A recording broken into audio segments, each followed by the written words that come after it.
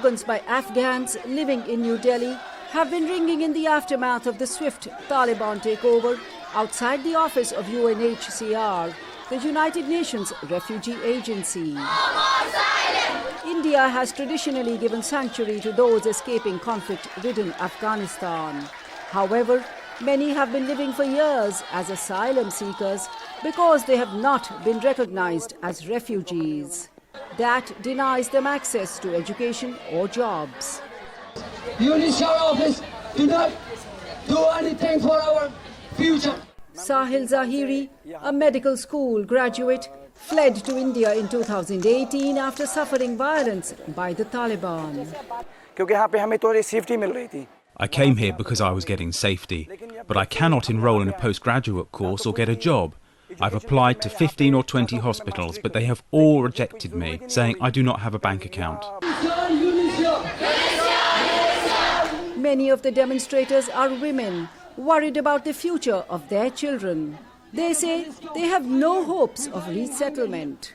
We are not able to go back to Afghanistan. We face many problems. My children can't study. We are not human. My children doesn't have any rights that they study. What should we do?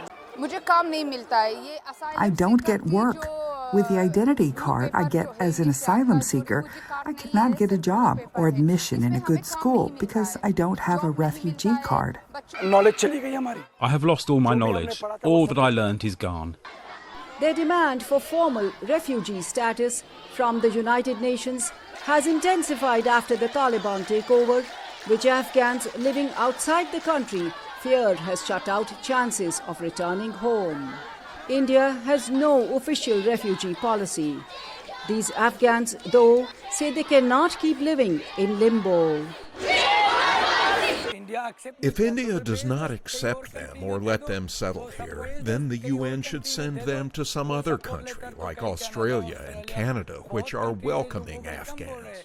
After the Taliban takeover, India has offered emergency visas for those escaping Afghanistan. These demonstrators say the plight of those who came in the past should also be addressed.